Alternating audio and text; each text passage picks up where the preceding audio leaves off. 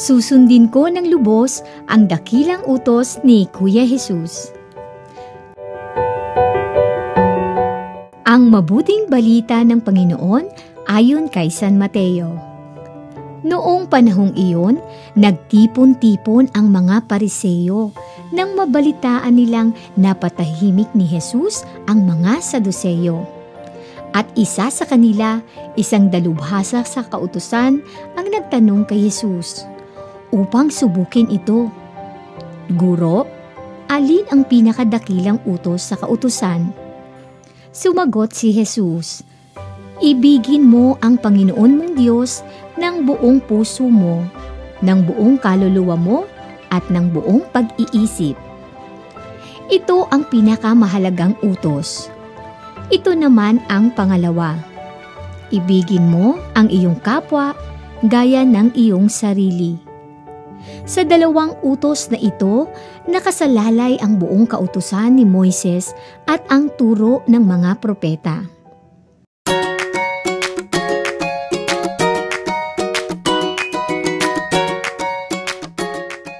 Mga bata, sa Ebanghelyo sa araw na ito ay muli na namang sinubok si Kuya Jesus ng mga Pariseo. Nagtanong sila kay Kuya Jesus ng may pagkukunwari. Guro, alin ang pinakadakilang utos sa kautusan? Subalit gaya ng dati ay alam ni Kuya Jesus ang kanilang pakay at muli hindi na naman sila nagtagumpay.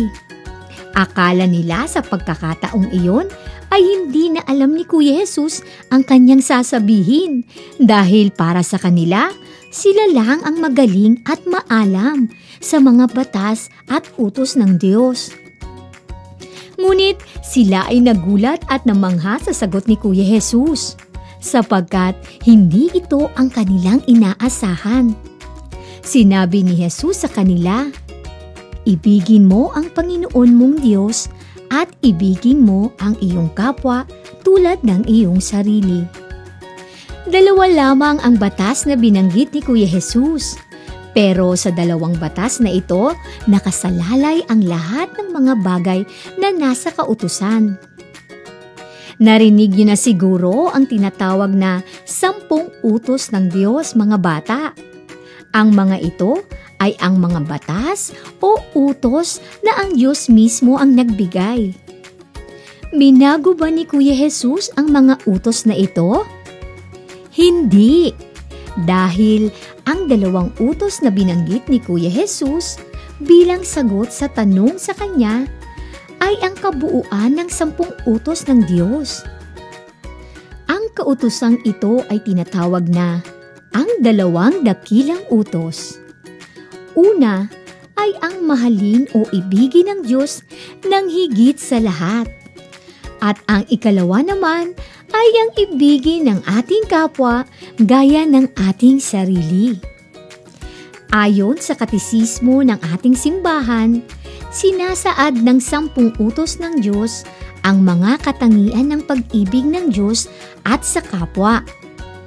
Ang 3 nauuna ay tumutukoy sa pagmamahal sa Diyos, samantalang ang 7 ay sa pagmamahal sa kapwa.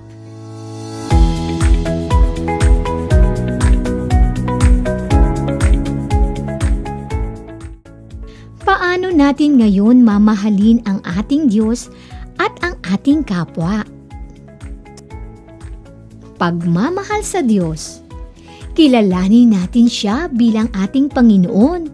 Sambahin natin Siya sa pamamagitan ng pagsisimba.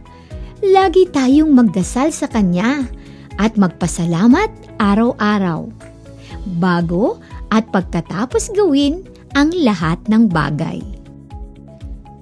Pagmamahal sa kapwa. Sila ay ang ating mga magulang, matatanda, kapatid, kaibigan, kaklase, kalaro at kapitbahay. Mahalin natin sila sa pamamagitan ng paggalang sa isa't isa, pagbibigayan, pagsasabi ng totoo at tunay. Higit sa lahat ay tulungan natin ang lahat ng mga nangangailangan.